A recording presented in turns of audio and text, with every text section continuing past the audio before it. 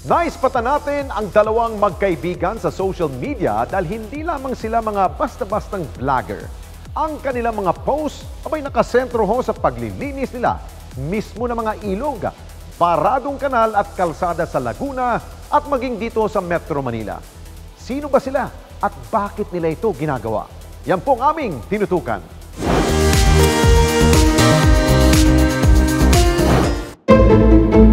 Nakikita na ito kapag may mga kalamidad, lalo na matapos sa mga pag-ulan at pagbaha.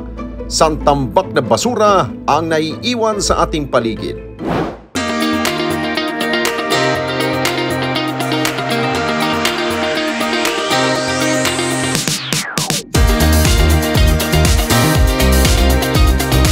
At ang mga magkakaibigang aming nakilala sa lungsod ng San Pedro sa lalawigan ng Laguna, abay allergic sa basura. At ang kanilang naging misyon, linisin ang ilang lugar sa kanilang lungsod na tila napapabayaan na. Para lubos na makilala ang magkaibigang ito at ang dahilan sa likod ng kanilang pagtulong sa komunidad, binisita namin sila sa kanilang barangay sa San Antonio. Inabutan namin silang naghahanda para linisin ang isang binabahang kalye na ito sa kalapit nilang barangay. Bit-bit ang kanilang mga panlinis tulad ng walis, pala, karet, daspan at mga sako. Sinimulan nila ang paglilinis kahit na tirik na ang araw. Linis dito, linis doon. Tinanggal nila mga lupa't ilang tumubong damo malapit sa drainage ng kalsada. Marami-rami rin ang nagkalat na basura. Karamihan sa mga ito'y plastic o yung mga hindi nabubulok. Anila bahain talaga ang nasabing daanan at madalas na nagiging imbakan ng tubig na hanggang tuhod ang lalim kapag malakas ang buhos ng ulan.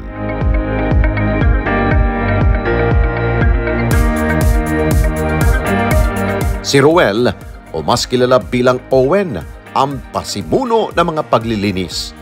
At dahil isang kargador, madalas niyang hawak ang oras sa pagtatrabaho. Kaya naman, naisisingit niya ang paglilinis sa kanilang lugar. Pebrero noong nakaraang taon, naisipan niya ang pagbuo ng vlog na Owen and Friends. Sa simula'y pagra-rides lamang ang kanilang content, ngunit kalaunan, naisip nilang dapat na gawing mas makabuluhan ang mga video na naipopost nila online. Bali, nabuo po kami nung February 2023 lang po. Bali, yung una po, ako lang po mag-isa, naglinis po ako rin sa amin, napakarami pong basura. Tapos, hindi ko kinaya eh. Sabi ko sa kaibigan ko, pwede niya akong tulungan. Tapos, dala siya ng mga gamit, mga sako, pala. Ayun, pumayag naman agad siya kasi mga panahon na yun, magkatrabaho pa kami. Ang paisa-isa nilang paglilinis patuloy na nadadagdagan. 2 hanggang 3 beses silang lumalabas para maglinis. At umaabot ng 2 hanggang 3 oras bago sila matapos sa isang lugar na kanilang nililinisan. Last time po, umuwi ako nun sa galing trabaho tapos umulan siya. Pagdaan ko po rin sa amin, hanggang halos tuhod na rin yung tubig. Sabi ko, hindi naman baron sa ilog. Sabi ko, dito, pag din namin, sobrang baha. Tapos yun, nakita ko po yung mga drainage, barado. Yun lang pala yung dahilan, mga basura, bumara dun sa mga drainage. Tapos tinanggal ko, pinost ko po sa Facebook. Tapos yun, ang dami pong natutuwa sa amin na okay nga daw yung ginagawa namin. Sabi ko, tuloy-tuloy na lang natin to. Ang sarap sa pakiramdam, ang dami natutuwa sa atin eh. Hindi lamang for the vlog ika nga ang ginagawa ni Owen at ng kanyang kaibigan na si Russell. Anya, lumaki siyang tinuruan ng kanyang nanay na maging malinis sa paligid sa lahat ng oras. Kahit naman hindi ako nagbibideo, naglilinis naman po talaga ako. Kaya yung iba nga sinasabi, baka siyempre lang kami. Parang dito, parang pakitang tao lang. Hindi naman po sa ganun. Kahit po walang video, ginagawa po namin yung mga ganung bagay. Hindi po talaga pwedeng may kalat kasi lalo na yung nanay ko, nagagalit yung pagka madumi yung bahay namin. Kailangan talaga malinis. Yun lang, di na niya kami kailangan pangutusan. Kailangan magkusa na kami. Kung nakikita naman namin na madumi, kailangan linisin na agad talaga. Si Russell, Hindi nagdalawang isip na tumulong kay Owen sa simula pa lamang. At kahit hindi sila magkatrabaho, hindi ito naging hadlang para umalalay siya sa kaibigan. Tagal na po kami magkakilala talaga niyan. Kababata ko po halos eh. Dito na rin po kami lumaki sa San Antonio. Nausap niya po muna ako, ito yung gagawin natin. Okay lang ba sa'yo? Sabi, wala namang problema sa akin. Hindi naman iba magkaibigan naman po kami, magkababata naman po kami. Di testing natin. Okay naman po, marami naman po natutuwa. Pagod talaga pagka lalo't marami kami nakikitang basura na lilinisin. Dahil may kanya-kanyang trabaho, ini-schedule nilang maigi ang mga paglilinis para hindi sila mahirapan at magkasabay na magampanan ang kanilang tungkulin sa trabaho man o sa kanilang pamilya. Nasa usapan naman po namin yun, kailangan before namin gawin yung magkapag-usap po kami para planado na. Pagdating namin sa lilinisan, planado na po. 3 oras po. Maximum na po 3 oras. Pinakamabilis po namin nalilinisan, 2 oras. Pero matagal na po yung 3 oras. Marami nga pong nagsasabi, ba't 2 lang daw po kami? Kinakaya naman po Wala naman pong problema doon kung 2 lang kami. Basta kaya po namin yung ginagawa namin. Si Owen po ang naglilibo, tapos kukontakin niya kagad ako para makapagpaalam na ako. Para kinabukasan, magawa na namin yung Hindi lang sa San Pedro, ngunit maging sa mga kalapit na lalawigan, nadayo na nila. Pinakamalayo nilang narating sa paglilinis ang lalawigan ng Albay. Kalimitan po dito po kami sa paikot lang po ng San Pedro. Pero nakarating na po kami ng Santa Rosa, Binyan, Batangas. Ang pinakamalayo po namin narating Tabaco, Albay. Along the highway lang po yung nililinisan namin. Tapos kunyari, nag-stay po kami sa yung yung pwede may paliguan, mga ganyan, mga bukal.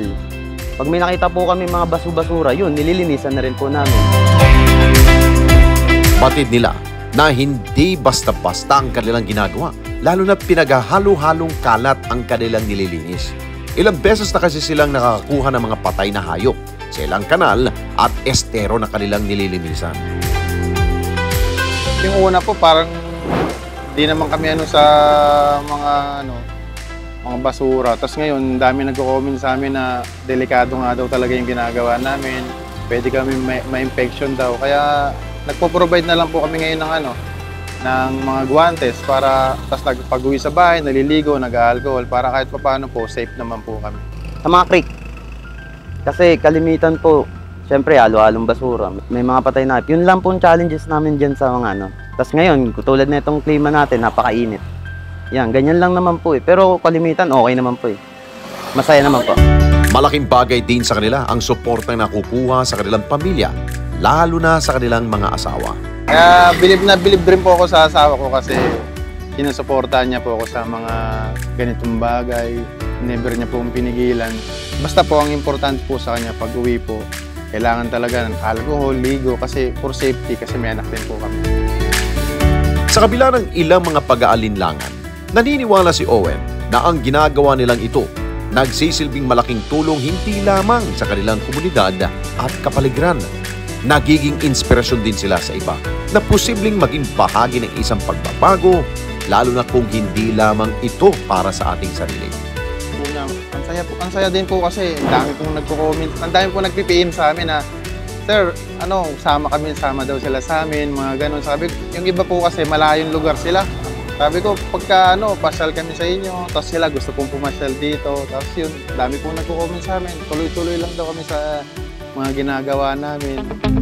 Hanggat may basura silang nakikita, hindi sila titigil na magpulot, magwalis, magpala o magbuhat ng sandamakmak na sako. Matiyak lamang na ang mga estero, kanal at mga daan na kanilang binibisita maging malinis ng tuluyan. Hanggang kaya namin, gagawin po talaga namin ito. Kasi nasimulan na namin, mas maganda po ito.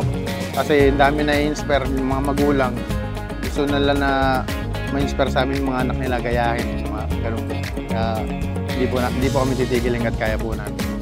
Yung mga basura po natin, huwag po nating ilalagay kung saan-saan. Kasi yan po yung number 1 na pinagmumulan ng baha, yung mga basura na bumabara sa drainage, sa mga estero. Saka ang pangit po tignan kapag talaga yung mga basura nakakalat lang kung saan-saan. Yun lang po, sana maging disiplinado po tayong lahat Kasi para sa atin din naman po yan. Ang kalinisan ng ating kapaligiran nakasalalay mismo sa ating mga kamay. Ang disiplinadong pagtatapon ng mga basura dapat nating isinasaisip at isinasabuhay. Dahil ilang beses na nating napatunayan na ang mga basurang walang habas nating itinatapon kung saan-saan, perwisyo ang dulot sa ating mga buhay at lalo na sa ating kalikasan. Kami po ang Owen and Friends, Certified E-Responder. Mga kababayan, salamat po sa inyong pong pagsubaybay sa Responde Mata ng Mamamayan. Para mapanood pa ang iba pa naming pagresponde sa ating mga kababayan, i-click lamang ang subscribe button o i-follow lamang ang Net25 social media pages at Net25 TV.